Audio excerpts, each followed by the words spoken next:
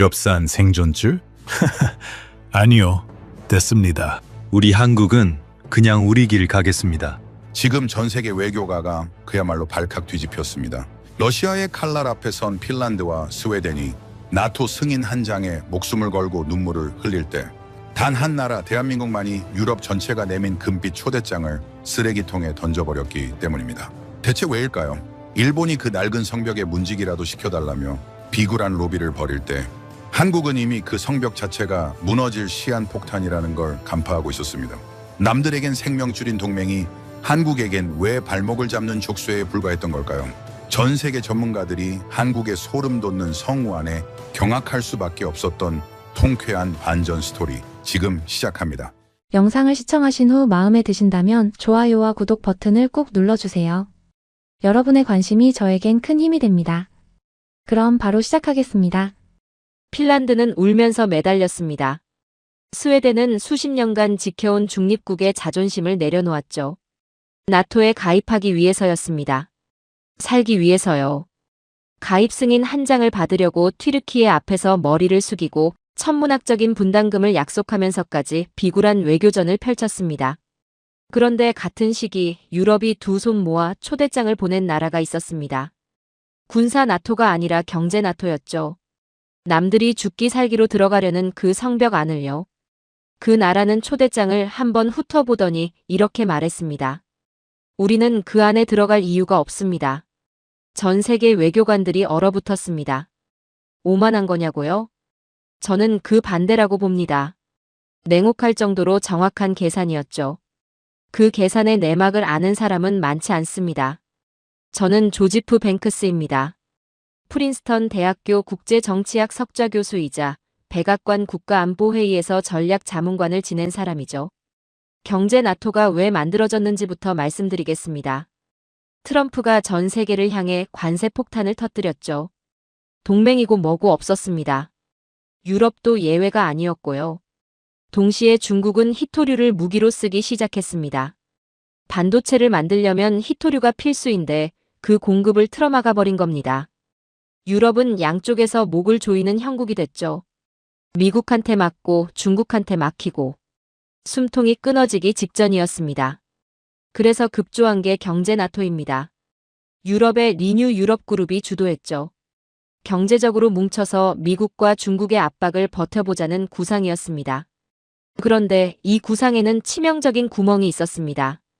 유럽이 가진 게 뭡니까? 브랜드는 있습니다. 역사도 있죠.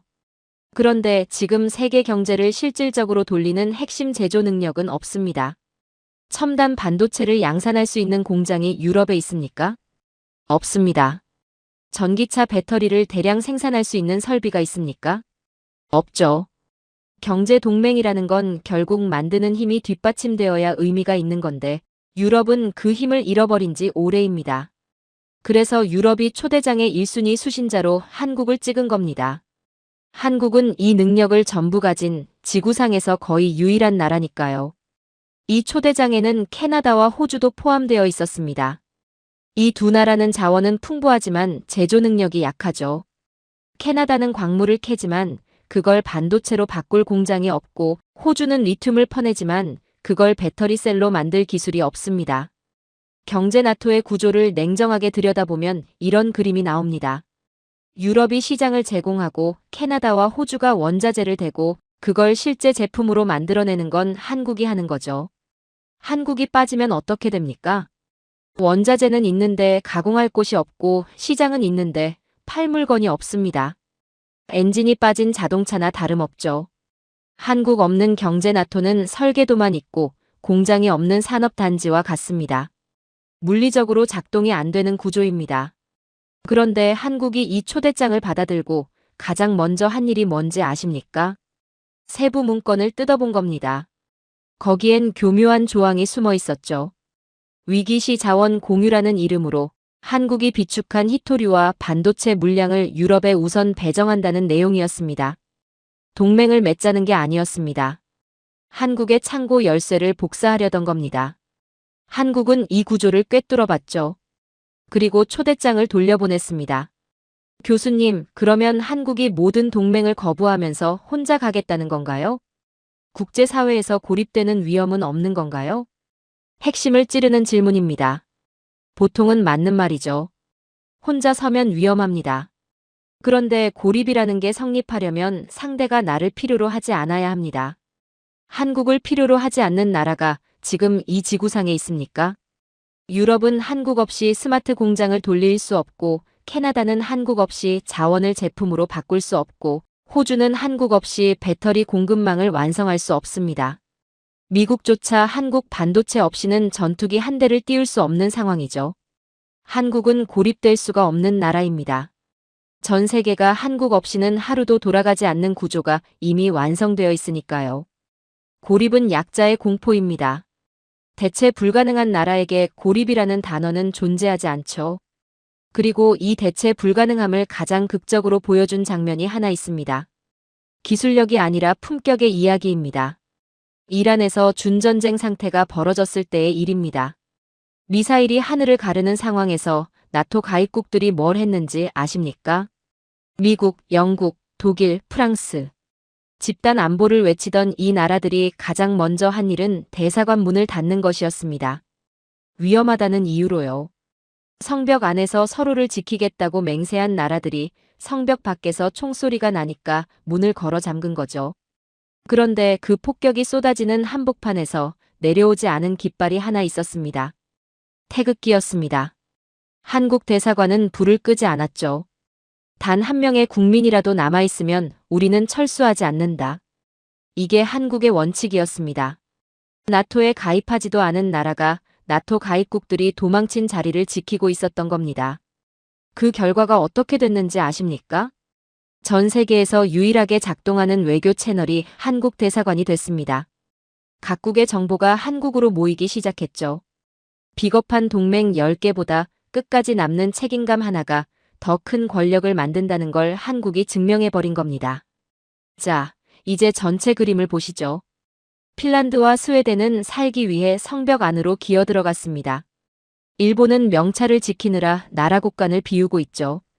캐나다와 호주는 한국이라는 엔진 없이는 경제 동맹의 구조 자체가 성립되지 않습니다. 나토 가입국들은 폭격이 시작되자 가장 먼저 문을 닫았고요. 한국은요?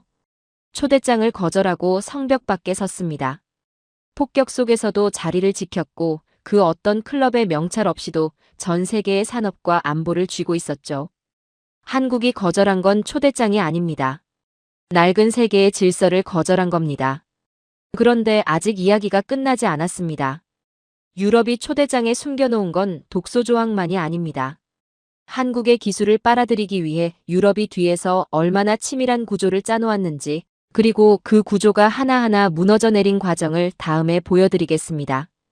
유럽이라는 화려한 가면 뒤에 숨겨진 진짜 얼굴을 공개하죠. 유럽이라는 대륙이 지금 실제로 어떤 상태에 빠져 있는지 나라별로 하나씩 뜯어보겠습니다. 영국부터 가죠. 산업혁명의 발상지입니다. 증기기관을 발명하고 전 세계에 공장이라는 개념을 퍼뜨린 나라죠. 그 나라가 지금 어떤 상황에 처해 있는지 아십니까? 노후 원전이 수명을 다하면서 국가 전체가 대정전 위기에 몰려 있습니다. 전기가 끊기는 겁니다. 새 원전을 지어야 하는데 영국이 먼저 손을 내민 곳은 프랑스였습니다. 같은 유럽이니까요. 그런데 결과가 어땠는지 아십니까? 건설비가 당초 예산의 2배로 뛰었습니다. 공사 기간은 끝이 보이지 않을 정도로 늘어났고요. 미국 원전도 사정이 비슷했습니다. 기술은 있는데 현장에서 실행하는 능력이 사라진 거죠. 그래서 영국이 결국 어디를 보기 시작했는지 아십니까? 사막 한복판 아랍에미리트에서 예산 안에 정해진 기간 안에 원전을 완공해낸 나라입니다. 한국이죠. 영국의 에너지 전문가들 사이에서 한국 원전은 이제 여러 선택지 중 하나가 아닙니다. 사실상 유일한 답이 되어가고 있죠. 산업혁명을 시작한 나라가 불을 켜기 위해 한국 엔지니어를 불러야 하는 시대가 온 겁니다. 이런 나라가 한국한테 경제 동맹에 들어오라고 제안했다는 거 아닙니까? 동맹이 아니죠. 전기 좀 살려달라는 구조 요청이었던 겁니다. 프랑스는 더 흥미롭습니다. 마크롱 대통령이 공식 석상에서 한 발언이 있죠. 유럽은 유럽 무기를 사야 한다. 한국 방산을 정면으로 겨냥한 말이었습니다. 유럽의 자존심을 지키겠다는 거죠. 낮에는 이렇게 말합니다. 그런데 밤에 무슨 일이 벌어지고 있었는지 아십니까? 프랑스 방산 기업들이 한국과 조용히 기술 제휴를 타진하고 있었습니다. 프랑스가 자랑하는 전투기에 들어가는 정밀 타격 체계와 레이더 기술에 한국의 부품과 소프트웨어가 필요하기 때문이죠. 이거 없으면 전투기가 온전히 작동하지 못합니다. 카메라 앞에서는 한국을 견제하고 카메라 뒤에서는 한국 기술을 구하는 겁니다. 한 나라의 대통령이 공식 석상에서 한 말과 그 나라 기업들이 실제로 하는 행동이 정반대라는 건 그만큼 절박하다는 뜻이죠. 자존심으로 버틸 수 있는 단계를 이미 넘어섰다는 겁니다. 독일은 또 다른 차원의 문제를 안고 있습니다. 방산 이야기를 해드리죠. 러시아가 우크라이나를 침공한 뒤 유럽 전체가 무기가 필요해졌습니다. 독일은 유럽 방산의 종주국이라는 자부심이 있었죠. 그런데 현실은 어땠습니까? 우크라이나 전쟁이 1년 넘게 이어지면서 나토 전체의 포탄 재고가 바닥났습니다. 유럽이 수십 년간 무기를 만드는 대신 서류를 만들고 있었다는 게 전쟁터에서 드러난 겁니다. 나토 사무총장이 전 세계를 돌면서 포탄을 구했습니다. 그때 72시간 안에 수만 발을 보급할 수 있는 능력을 보여준 나라가 어디였는지 아십니까? 한국이었죠. 서류를 만드는 나라와 포탄을 만드는 나라. 이 차이가 전쟁터에서 가장 잔인하게 드러난 겁니다. 유럽이 한국을 경제 나토에 묶어두고 싶었던 이유 중 하나가 바로 이겁니다. 위기가 터졌을 때 실제로 물건을 만들어낼 수 있는 나라가 필요했던 거죠. 교수님, 그러면 유럽은 왜 자체적으로 이 제조 능력을 다시 키우지 못하는 건가요? 돈이 없는 것도 아니고 기술력이 아예 없는 것도 아닐 텐데요. 핵심적인 질문입니다. 돈은 있습니다. 유럽은 여전히 부유하죠. 그런데 제조 기반이라는 건 돈만으로 만들어지는 게 아닙니다. 나토 국가들이 부품 하나를 조달하는데 수개월의 행정 절차가 걸립니다. 서류 작성, 위원회 승인, 입찰, 재검토. 이 관료주의가 유럽의 발목을 잡고 있는 거죠. 그리고 더 근본적인 문제가 있습니다. 사람입니다. 유럽은 제조업을 외면한 지 너무 오래됐습니다. 젊은이들이 공장에 가지 않죠. 숙련된 엔지니어가 사라졌습니다. 한국은 세계 최고 수준의 이공계 인력이 매년 수만 명씩 현장으로 나옵니다. 24시간 공장을 돌리고 문제가 생기면 실시간으로 해결하는 사람들이죠. 이 인적 엔진은 예산을 투입한다고 5년, 10년 안에 만들어지는 게 아닙니다. 유럽이 지금 당장 수조 원을 쏟아부어도 한국이 수십 년에 걸쳐 쌓아올린 이 시스템을 따라잡는 건 구조적으로 불가능에 가깝습니다. 마지막으로 캐나다 이야기를 하겠습니다. 이건 유럽 이야기는 아니지만 유럽의 몰락을 가장 상징적으로 보여주는 사건이기도 합니다. 캐나다가 60조 원 규모의 잠수함 교체 사업을 시작했습니다. 북극해 영유권이 걸린 사안이니 국가 안보의 핵심이죠. 잠수함의 전통 강국이라고 하면 당연히 독일과 일본이 떠오릅니다. 수십 년간 이 분야를 지배해온 나라들이니까요. 당연히 사활을 걸었습니다. 그런데 캐나다가 가장 주목한 건 이 두 나라가 아니었습니다. 한국의 리튬이온 배터리 잠수함 체계였죠. 잠수함에서 가장 중요한 게 뭡니까? 얼마나 오래 물속에 있을 수 있느냐입니다. 이걸 자막 능력이라고 하죠. 한국의 리튬 배터리 체계는 기존 잠수함의 자망 시간을 압도적으로 끌어올렸습니다. 현재 이 기술에서 한국을 넘어설 수 있는 나라가 없습니다. 독일과 일본이 수십 년간 쌓아온 명성이 한국의 배터리 기술 앞에서 흔들리고 있는 겁니다. 여기서 보이는 게 있죠. 유럽이 한국을 경제 나토 안에 가두고 싶었던 진짜 의도입니다.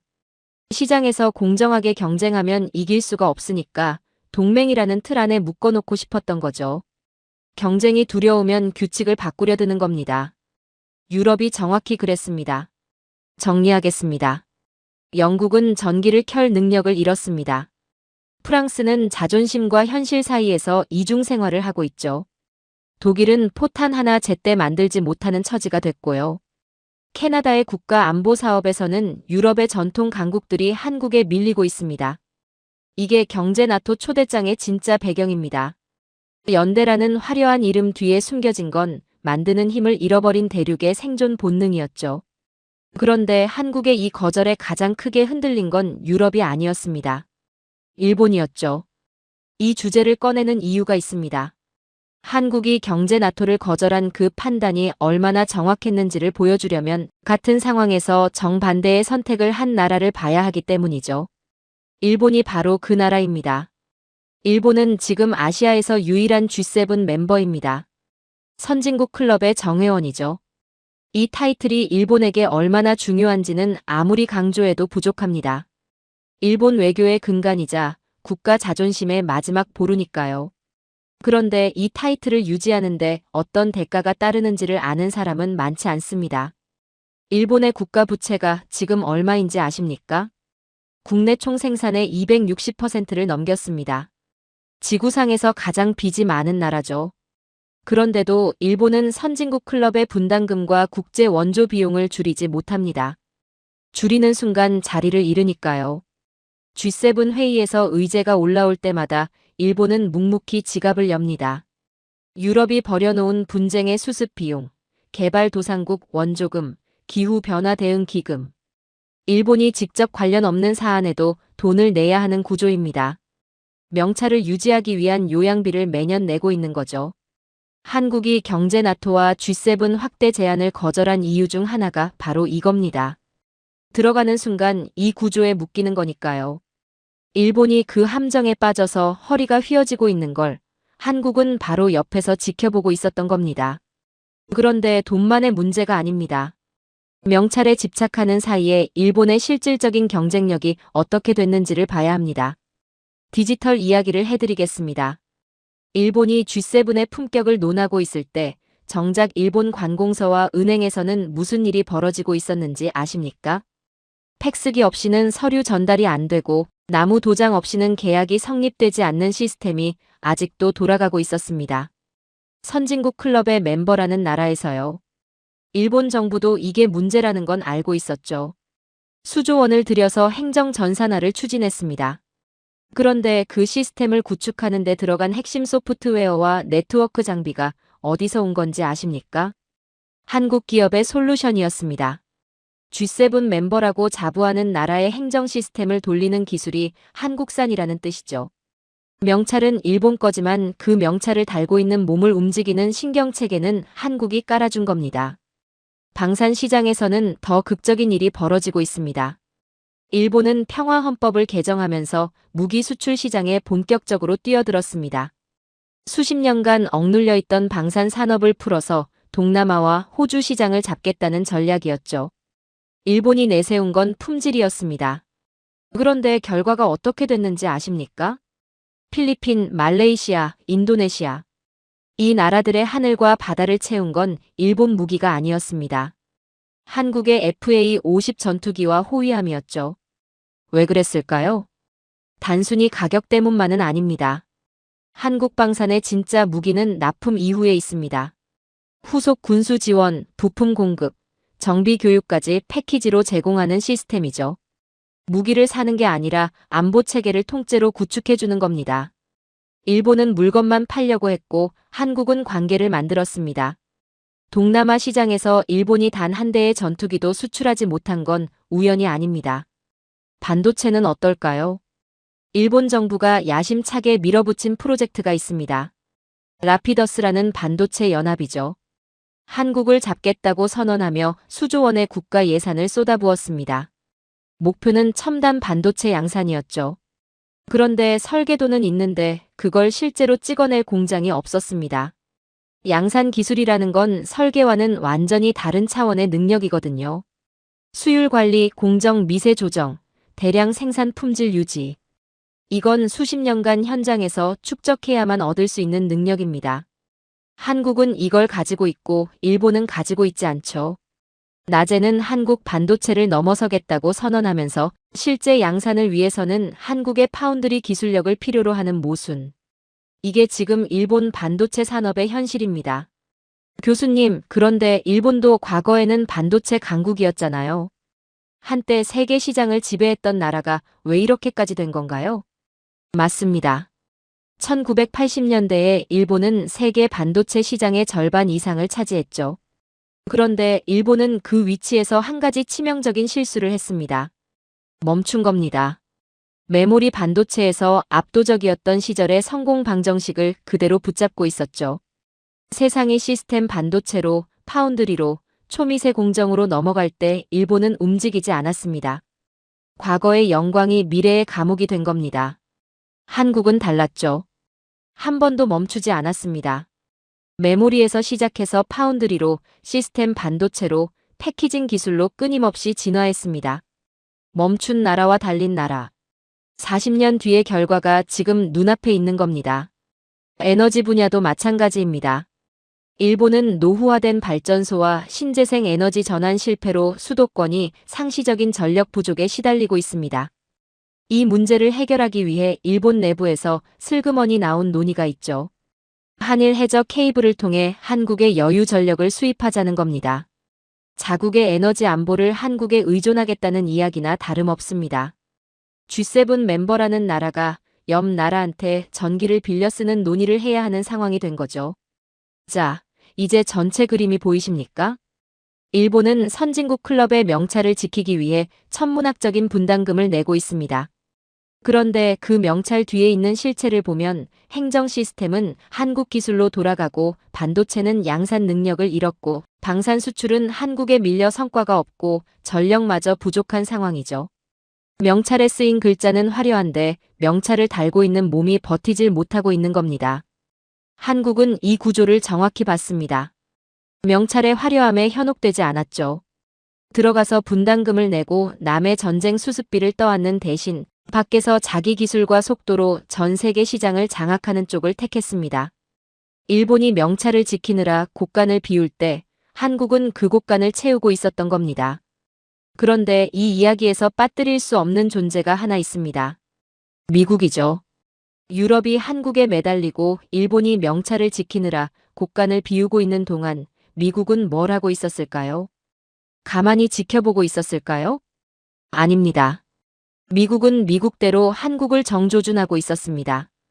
경제 나토의 본질을 다시 한번 짚어보겠습니다. 유럽이 이 동맹을 왜 만들었죠? 트럼프의 관세 폭탄 때문이었습니다. 미국이 동맹국까지 때리니까 유럽이 뭉쳐서 버텨보겠다는 거였죠. 그 말은 뭡니까? 경제 나토는 본질적으로 반미 성격의 연합이라는 겁니다. 미국이 이걸 가만히 둘 리가 없습니다. 워싱턴에서 한국에 조용히 메시지가 왔습니다. 유럽과 손잡는 순간 한미 관계에 심각한 영향이 있을 것이다. 직접적인 표현은 피했지만 뜻은 명확했죠. 여기서 한국의 위치를 보십시오. 한쪽에서는 유럽이 제발 들어오라며 초대장을 보내고 다른 한쪽에서는 미국이 들어가면 가만두지 않겠다고 압박하고 있습니다. 양쪽 거인 사이에 낀 형국이죠. 보통 나라라면 둘 중 하나를 선택해야 합니다. 그런데 한국은 제3의 선택을 했습니다. 둘 다 거절한 겁니다. 양쪽의 목줄을 동시에 쥔 거죠. 이게 가능했던 이유는 하나입니다. 양쪽 다 한국 없이는 안 되는 구조였으니까요. 미국이 한국을 얼마나 필요로 하는지를 보여드리겠습니다. 미 해군 이야기를 하죠. 세계 최강이라는 미국 해군이 지금 어떤 상황에 처해 있는지 아십니까? 군함 수십 척이 수리를 받지 못하고 항구에 묶여 있습니다. 도크가 부족하고 숙련된 인력이 없기 때문이죠. 미국의 민간 조선업이 거의 사라졌고 군용 조선소도 시설이 노후화됐습니다. 세계 최강의 해군력을 가졌는데 그 해군을 유지할 물리적 능력이 사라지고 있는 겁니다. 그래서 미 해군성 장관이 직접 한국 조선소를 방문했습니다. 세계에서 가장 크고 가장 빠르고 가장 정교한 조선소. 그 규모를 직접 보고 나서 내린 결론이 뭔지 아십니까? 한국의 협력 없이는 중국 해군을 압도하는 것이 불가능하다. 이건 외교적 수사가 아닙니다. 미국 해군의 전략적 판단이었죠. 미국의 해상 패권이 한국의 도크 위에서 연명하고 있다는 의미입니다. 그런데 한국은 이 상황을 그냥 받아들이지 않았습니다. 지렛대로 썼죠. 미국이 한국의 조선 능력을 필요로 하는 만큼 한국도 미국에게 받아낼 게 있었거든요. 미사일 지침 해제. 한국의 미사일 사거리와 탄두 중량을 제한하던 족쇄가 있었습니다. 미국이 수십 년간 풀어주지 않았던 건데 이게 해제됐습니다. 한국은 이제 원하는 거리까지 도달하는 미사일을 자유롭게 개발할 수 있게 된 거죠. 트럼프가 방위비 분담금을 올리겠다고 압박했을 때도 마찬가지였습니다. 한국은 당황하지 않았습니다. 돈을 더 내는 대신 독자적인 무기 개발과 우주 발사체에 대한 자유를 얻어냈죠. 돈을 주고 주권의 봉인을 풀어버린 겁니다. 트럼프는 돈을 챙겼다고 좋아했지만 실제로 더 큰 것을 가져간 건 한국이었습니다. 반도체 분야에서는 더 정교한 게임이 벌어지고 있습니다. 미국이 치포 동맹이라는 걸 만들었죠. 한국, 일본, 대만을 묶어서 중국을 반도체 공급망에서 차단하겠다는 구상입니다. 미국은 이 동맹을 통해 한국을 자기 편에 확실히 묶어두려 했습니다. 한국 기업들이 미국에 대규모 반도체 공장을 짓겠다고 발표했을 때 미국 정계는 환호했죠. 그런데 여기에 함정이 있습니다. 공장 건물은 미국 땅에 있지만 그 공장을 실제로 돌리는 핵심 장비와 운영 소프트웨어, 공정 기술은 전부 한국이 통제하고 있습니다. 미국 영토에 공장은 세워졌지만 그 공장의 전원 스위치는 한국 손에 있는 거죠. 미국은 한국 반도체 없이는 최신 전투기도, 미사일 유도 장치도, 인공지능 서버도 작동시킬 수 없습니다. 동맹으로 묶어두려 했는데 오히려 의존이 더 깊어진 겁니다. 교수님, 그런데 미국이 한국에 이렇게 의존하는 걸 그냥 두고 볼까요? 자체 반도체 생산 능력을 키우면 한국의 영향력이 줄어들 수도 있지 않나요? 당연히 미국도 노력하고 있습니다. 반도체법을 만들어서 수백억 달러를 쏟아붓고 있죠. 그런데 이게 생각만큼 쉽지 않습니다. 공장을 짓는 건 돈으로 됩니다. 그 공장에서 반도체를 실제로 찍어내는 건 완전히 다른 차원의 문제죠. 수율이라는 게 있습니다. 같은 설비를 놓고도 누가 운영하느냐에 따라 양품 비율이 하늘과 땅 차이입니다. 이 수율을 끌어올리는 능력은 수십 년간 현장에서 축적해온 경험에서 나옵니다. 미국이 돈을 아무리 들여도 한국 엔지니어들이 쌓아온 이 현장 노하우를 단기간에 복제하는 건 불가능합니다. 그래서 미국 땅에 지은 반도체 공장도 결국 한국 인력이 핵심 라인을 운영하고 있는 거죠. 건물은 미국에 있지만 그 안에 두뇌는 한국인인 겁니다. 마지막으로 핵추진 잠수함 이야기를 하겠습니다. 미국은 동맹국에게도 절대 허용하지 않는 것이 있었습니다. 핵추진 잠수함 기술이죠. 미국 안보의 최후의 성역이었습니다. 호주에 예외적으로 허용한 오커스 협정이 있었지만 그 외에는 어떤 나라에게도 문을 열어주지 않았습니다. 그런데 지금 이 금기가 흔들리고 있습니다. 한국이 캐나다 잠수함 사업과 미 해군 정비 사업에서 보여준 기술력이 지렛대가 되고 있는 거죠. 미국이 태평양에서 중국을 견제하려면 한국의 조선 능력과 해군 기술이 필수적입니다. 한국은 이 구도를 정확히 읽고 있죠. 당신들이 태평양을 지키길 원한다면 우리에게도 그에 걸맞은 도구를 줘야 한다. 미국이 수십 년간 지켜온 금기의 벽에 균열이 가기 시작한 겁니다. 한국은 미국의 보호를 받는 나라에서 미국의 전략을 함께 설계하는 나라로 위치가 바뀌고 있습니다. 유럽은 한국을 끌어들이려 했고 미국은 한국을 뺏기지 않으려 했습니다. 한국은 양쪽의 압박을 받으면서도 어느 쪽에도 묶이지 않았죠. 오히려 이 구도를 이용해서 미사일 지침을 풀고 반도체 공장의 실질적 통제권을 유지하고 핵추진 잠수함이라는 금기의 문까지 두드리고 있습니다. 동맹이라는 이름으로 한국을 가두려 했던 양쪽 거인이 오히려 한국 없이는 자기들의 전략이 완성되지 않는다는 걸 깨닫고 있는 겁니다. 지금까지 유럽, 일본, 미국 이야기를 했습니다. 각각의 상황을 보여드렸죠. 이번엔 관점을 바꾸겠습니다. 개별 사례가 아니라 이 모든 것을 관통하는 하나의 구조를 보여드릴 겁니다.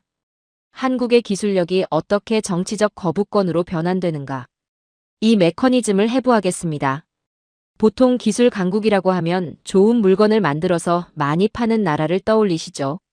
한국이 그 수준에 머물러 있다면 경제 나토를 거절하지 못했을 겁니다. 좋은 물건을 파는 나라는 대체가 가능하니까요. 시간이 걸리더라도 다른 공급처를 찾으면 됩니다.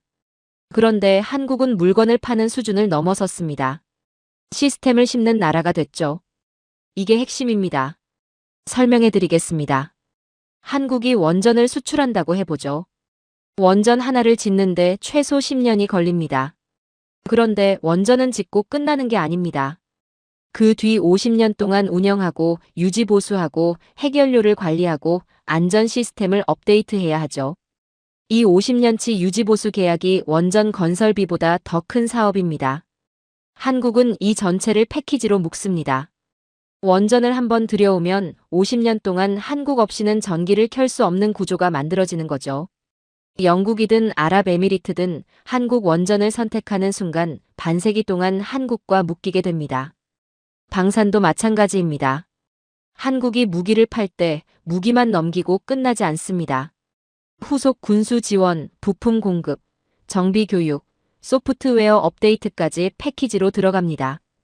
동남아 국가들이 한국 전투기와 호위함을 선택한 결정적인 이유가 이거였죠. 무기 하나를 사는 게 아니라 안보 체계 전체가 한국과 연결되는 겁니다. 한국이 업데이트를 멈추면 레이더가 먹통이 되고 미사일 유도가 멈추고 정비 매뉴얼이 작동하지 않습니다. 한번 들어오면 빠져나갈 수 없는 구조. 이건 무역이 아닙니다. 기술적 동맹입니다. 계약서에 서명하지 않아도 자동으로 한국에 종속되는 동맹이죠. 여기서 한 단계 더 들어가 보겠습니다. 특허 이야기입니다. 미국과 유럽은 원천 기술을 가졌다고 자부합니다. 그건 맞는 말이죠. 반도체의 기초 이론, 배터리의 화학적 원리, 이런 것들은 서구에서 나왔습니다. 그런데 문제가 있습니다. 원천 기술과 양산 기술은 완전히 다른 세계입니다. 이론을 아는 것과 그걸 실제로 수백만 개씩 찍어내는 건 하늘과 땅 차이거든요. 그리고 이 양산 공정에 관한 특허를 한국이 촘촘하게 깔아놓았습니다. 반도체 제조 공정에서 한국의 특허를 피해서 칩을 만드는 건 사실상 불가능합니다. 배터리도 마찬가지죠. 미국 땅에 공장을 지어도 그 공장에서 나오는 제품마다 한국에 로열티를 내야 하는 구조입니다. 한국은 앉아서 전 세계 제조업의 통행세를 걷는 위치에 올라선 겁니다. 그런데 이 구조가 진짜 무서운 이유는 따로 있습니다. 이게 하나의 산업에만 적용되는 게 아니라는 거죠. 반도체, 배터리, 원전, 방산, 조선, 스마트 제조 시스템. 이 모든 분야에서 동시에 이 구조가 작동하고 있습니다. G7 국가들의 국경을 감시하는 레이더에 한국산 부품이 들어가 있습니다. 통신망을 유지하는 장비에 한국 기술이 깔려 있죠.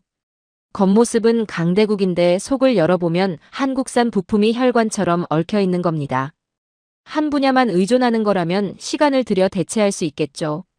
그런데 모든 분야가 동시에 한국에 연결되어 있으면 이건 대체가 아니라 체제 전환의 문제가 됩니다. 그 비용과 시간은 어떤 나라도 감당할 수 없는 수준이죠. 교수님, 그런데 한국이 이렇게 핵심적인 위치에 있다면 오히려 위험한 거 아닌가요? 여러 나라가 연합해서 한국을 견제하거나 기술을 빼앗으려는 시도가 있을 수도 있잖아요. 예리한 질문입니다. 실제로 그런 시도가 없는 건 아닙니다. 유럽의 경제 나토 제안 자체가 어떻게 보면 한국을 틀 안에 가둬서 기술 접근권을 확보하려는 시도였으니까요. 그런데 이 시도가 왜 실패했는지를 보면 답이 나옵니다. 한국의 기술 권력은 한 사람, 한 기업, 한 특허에 집중되어 있지 않습니다. 수만 명의 엔지니어가 매년 현장에 투입되고 수천 개의 기업이 공급망을 형성하고 수십만 건의 양산 특허가 그물처럼 얽혀 있죠. 이걸 빼앗으려면 한국이라는 나라 전체를 통째로 복제해야 합니다. 한두 개의 기술을 빼가는 건 가능할 수 있어도 이 시스템 전체를 복제하는 건 불가능합니다. 서구가 제조업을 버리고 금융으로 간 수십 년 동안 한국이 쌓아올린 이 생태계는 돈으로도 시간으로도 모방할 수 없는 것이 되어버렸습니다. 이게 한국이 경제 나토를 거절할 수 있었던 궁극적인 이유입니다. 단순히 기술이 좋아서가 아닙니다. 기술이 시스템이 되고 시스템이 종속 구조가 되고 종속 구조가 정치적 거부권이 된 겁니다. 한국이 아니라고 하면 상대국의 공장이 멈추고 군함이 서고 전기가 꺼집니다. 이런 나라한테 동맹에 가입하라고요? 가입하는 순간 그 거부권이 약해집니다. 동맹의 규칙에 묶여서 자유롭게 거절할 수 없게 되니까요. 밖에 있기 때문에 강한 겁니다. 성벽 안에 들어가는 순간 성벽의 규칙을 따라야 하니까요. 자, 여기서 숫자 이야기를 해보겠습니다. 25조 원이라는 숫자를 말씀드린 적이 있죠. 한국이 G7에 들어가면 매년 내야 하는 분담금입니다. 이 숫자를 다시 꺼내는 이유가 있습니다. 한국이 이 돈을 안 내고 대신 뭘 했는지를 보여드려야 하거든요. 거절의 진짜 가치는 아낀 돈이 어디로 갔는지에서 드러납니다. 한국은 그 돈을 용인과 평택에 쏟아부었습니다. 세계 최대 규모의 반도체 메가 클러스터를 짓는데요. 낡은 클럽의 정회원 증서를 액자에 걸어두는 대신 지구상에서 가장 거대한 제조기지를 세우는 쪽을 택한 겁니다. 그 결과가 어떻게 됐는지 아십니까? 전 세계 빅테크 기업들이 한국 앞에 줄을 서고 있습니다. G7에 가입했다면 서구의 눈치를 보며 분담금을 내고 있었을 겁니다. 거절했기 때문에 전 세계가 한국에 돈을 내는 구조를 만들어낸 거죠. 25조 원짜리 명패를 거절하고 그보다 수십 배 큰 산업 제국의 기초를 놓았습니다. 이게 첫 번째 이득입니다. 돈의 흐름을 바꾼 거죠. 그런데 두 번째 이득이 더 큽니다. 자유입니다. G7이든 경제 나토든 가입하는 순간 진영에 묶입니다. 서방의 대중국 제재에 동참해야 하고 중동 정책에서 미국과 보조를 맞춰야 하고 러시아와의 관계에서도 유럽의 입장을 따라야 하죠. 외교적 자유가 사라지는 겁니다. 한국은 이 족쇄를 차지 않았습니다. 그 결과 어떤 일이 벌어지고 있는지 아십니까? 한국은 미국의 동맹이면서도 중국과 비즈니스를 합니다. 중동 왕실과 직접 거래하면서 원전과 방산 계약을 따내고 있죠. 동남아에서는 한국이 새로운 파트너로 떠오르고 있고 아프리카에서는 한국의 개발 협력 모델이 서구의 원조 방식을 대체하고 있습니다. 진영에 갇힌 나라들은 한쪽 시장에만 접근할 수 있습니다. 한국은 전방위로 열려 있죠. 명분은 일본에게 줬고 실리는 한국이 다 가져간 겁니다. 이 구조를 좀 더 구체적으로 보여드리겠습니다. 일본이 G7 멤버로서 어떤 제약을 받고 있는지를 보면 한국이 뭘 피한 건지가 선명해집니다. 일본은 G7의 공동 입장에 묶여서 중국과의 관계를 자유롭게 설정하지 못합니다. 서방이 중국을 제재하면 일본도 따라가야 하죠. 그런데 일본 경제의 최대 교역국이 어딥니까? 중국입니다. 최대 고객을 적으로 돌려야 하는 모순 속에 갇혀 있는 거죠. 한국은 이 함정에 빠지지 않았습니다. 서방과 협력하면서도 중국 시장을 유지하고 중동과 거래하면서도 미국과의 관계를 해치지 않는 유연함을 확보한 겁니다. 진영에 갇히면 선택지가 줄어듭니다. 밖에 있으면 모든 문이 열려 있죠. 여기서 G7 회의 자체의 실효성을 한번 따져보겠습니다. G7 정상회의에서 공동성명이 나오죠. 기후변화 대응, 공급망 안정, 디지털 경제 규범. 거창한 말들이 쏟아집니다. 그런데 이 성명서에 적힌 내용을 실제로 실행하려면 뭐가 필요합니까? 반도체가 필요하고 배터리가 필요하고 원전 기술이 필요하고 제조 인프라가 필요합니다. 이걸 가진 나라가 테이블에 앉아있지 않으면 성명서는 종이 쪼가리에 불과하죠. 한국이 빠진 G7 성명서는 실행력이 없습니다. 정회원이 아닌 나라의 참여 여부가 G7 전체의 영향력을 좌우하는 상황이 된 겁니다. 가입하지 않았기 때문에 분담금도 안 내고 의무도 없고 자유롭게 움직이면서도 G7보다 더 큰 실질적 영향력을 행사하고 있는 거죠. 교수님, 그런데 한국이 이렇게 독자 노선을 걸으면 G7이나 서방 국가들이 한국을 배제하려는 움직임은 없나요? 규칙을 만드는 쪽에서 한국을 빼놓고 불리한 기준을 정할 수도 있지 않을까요? 좋은 지적입니다. 규칙을 만드는 권력이라는 건 분명히 존재하죠. G7이 표준을 정하고 규범을 설계하고 무역 질서를 주도하는 건 사실입니다. 그런데 여기서 중요한 게 있습니다. 규칙은 실행될 때만 의미가 있습니다. 아무리 좋은 규칙을 만들어도 그걸 실제로 구현할 기술과 제조 능력이 없으면 종이 위의 글자에 불과하죠. 배터리의 실질적 표준은 브뤼셀 회의실에서 정해지는 게 아닙니다. 한국 공장의 생산 라인에서 정해집니다. 반도체 공정의 실질적 기준은 워싱턴의 법안이 아니라 한국 엔지니어의 수율 데이터에서 나오죠. 규칙을 쓰는 건 그들이지만 그 규칙의 내용을 결정하는 건 한국입니다. 낡은 클럽의 규칙을 따르는 건 인류입니다. 인류는 규칙 자체가 되는 거죠. 25조 원의 분담금을 거절하고 그 돈으로 반도체 제국의 기초를 놓았습니다. 진영의 족쇄를 차지 않아서 전 세계 모든 시장에 자유롭게 접근하고 있죠. G7에 가입하지 않았는데도 G7보다 더 큰 실질적 영향력을 행사하고 있습니다. 한국의 거절은 실수가 아니었습니다. 역사상 가장 냉정하고 치밀한 실리 계산이었죠. 경제 나토 이야기로 다시 돌아가겠습니다. 한국이 거절한 뒤 이 동맹이 실제로 어떻게 됐는지를 보여드릴 차례입니다. 결론부터 말씀드리죠. 작동하지 않고 있습니다. 한국이 빠진 경제 나토가 왜 먹통이 됐는지를 구체적으로 보여드리겠습니다. 이 동맹의 구상은 이랬죠.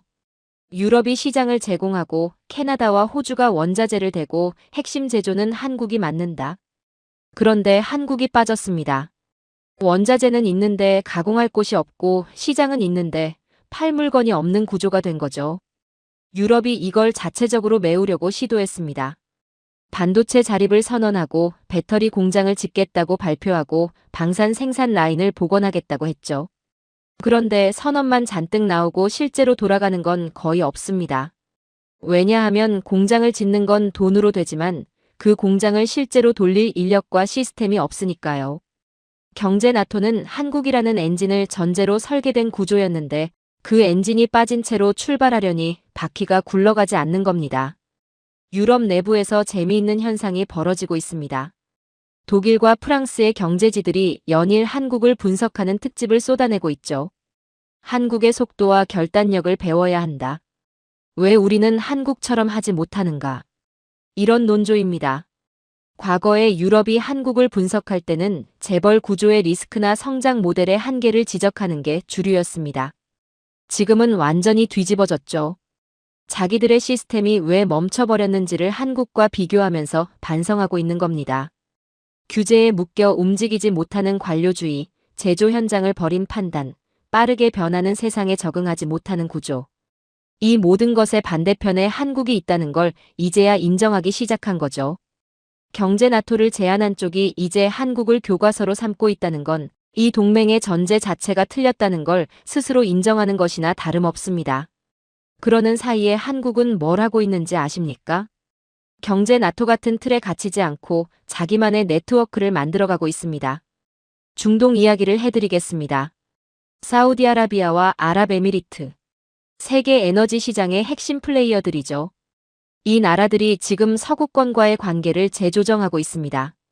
미국 중심의 금융 시스템에 대한 피로감, 유럽의 인권 압박에 대한 반감. 이런 것들이 쌓이면서 중동은 새로운 파트너를 찾고 있는 겁니다. 그런데 조건이 있습니다. 기술력이 있어야 하고 서방과 연결되어 있되 서방에 종속되지 않는 나라여야 하죠. 미국과 손잡으면 미국의 규칙을 따라야 합니다. 중국과 손잡으면 서방의 제재 위험이 있죠. 어느 진영에도 완전히 묶여있지 않으면서 양쪽 모두와 자유롭게 거래할 수 있는 나라. 한국이 정확히 그 자리에 있습니다. 경제 나토에 들어가지 않았기 때문에 서방의 규칙에 묶여있지 않고 미국의 동맹이기 때문에 안보적 신뢰도 있죠. 이 독특한 위치 때문에 중동이 한국을 선택하고 있는 겁니다. 원전을 맡기고 방산 장비를 사고 스마트 시티를 함께 짓고 있죠. 중동 왕실의 계산은 단순합니다. 한국과 엮이면 미국도 유럽도 함부로 건드리지 못한다. 한국은 중동에서 서구 열강이 수십 년간 차지하고 있던 자리를 조용히 가져오고 있습니다. 동남아도 마찬가지입니다. 필리핀, 인도네시아, 말레이시아. 이 나라들이 안보 파트너를 고를 때 과거에는 미국 아니면 선택지가 없었습니다.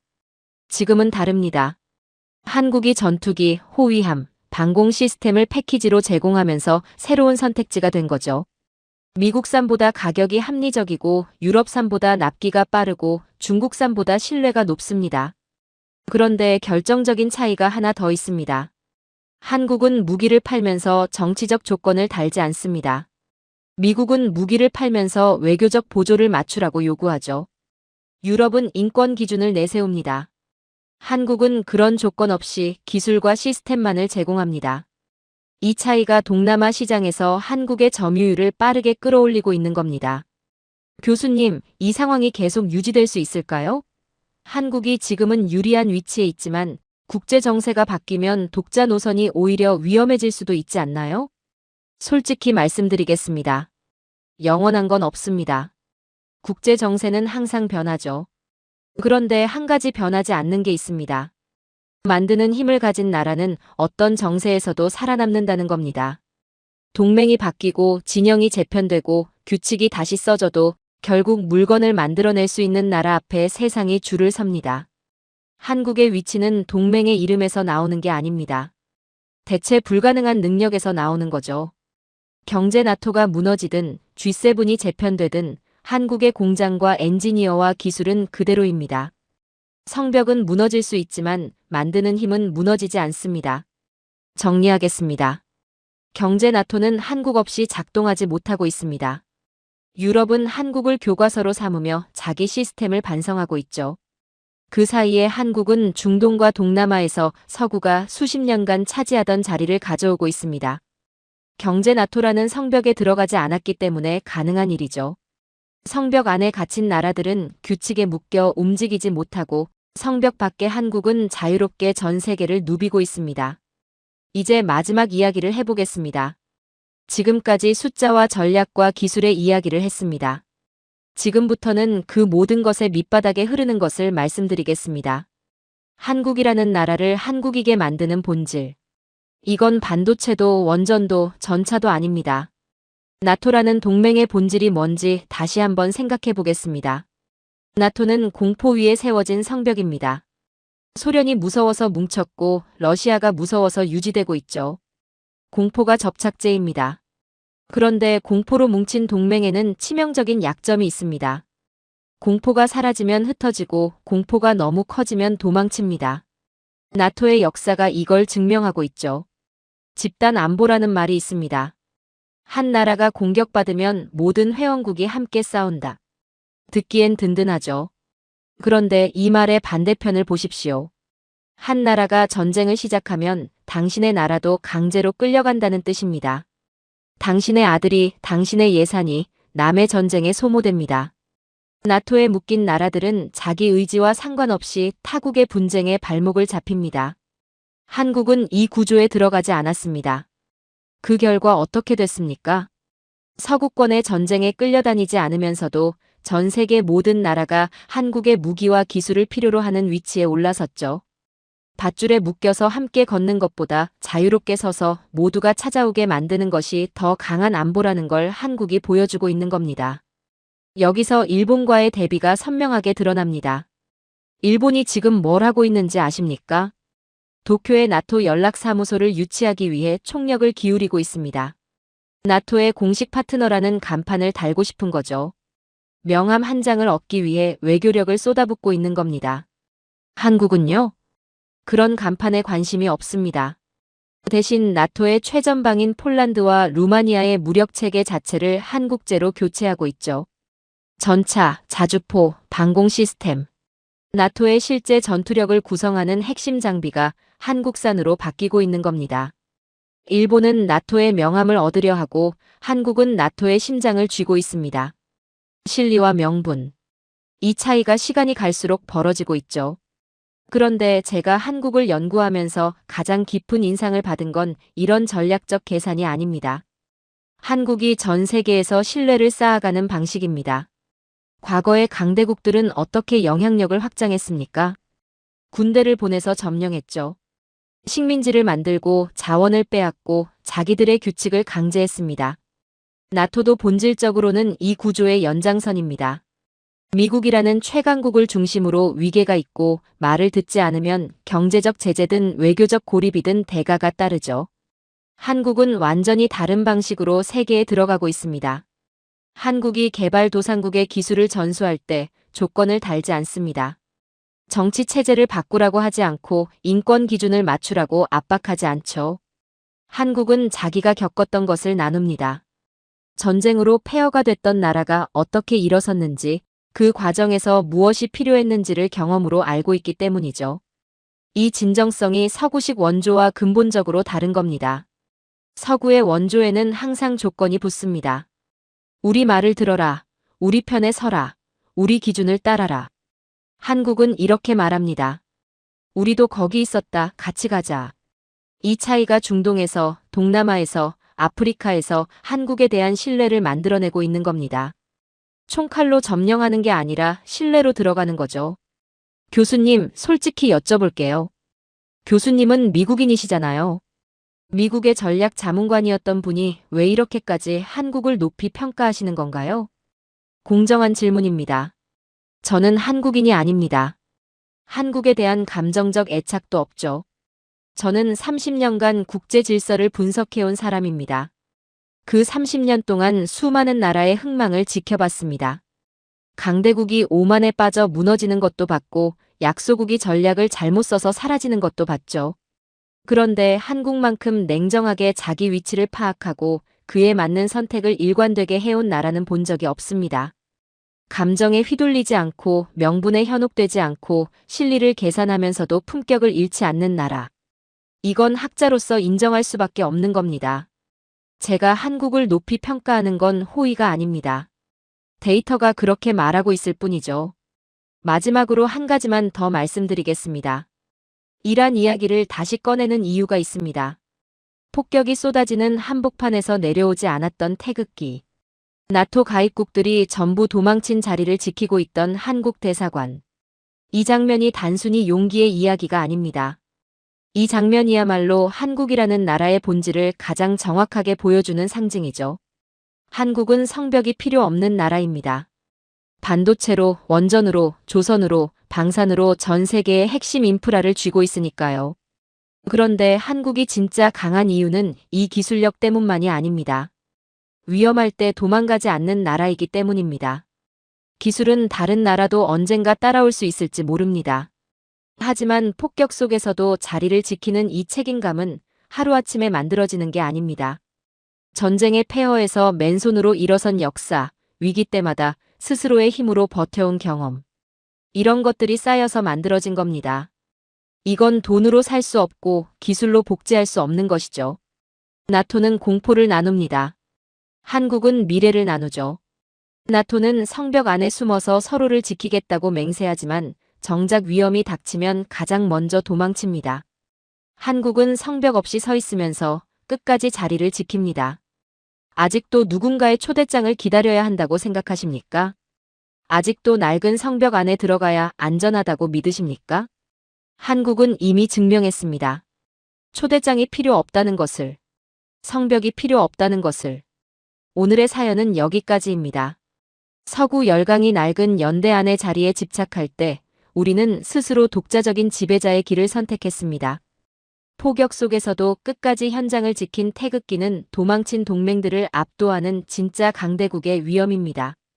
세계 최강의 무력이 우리 기술 앞에 무릎을 꿇은 순간 이미 지구촌의 실질적 주권은 우리 손으로 넘어왔습니다.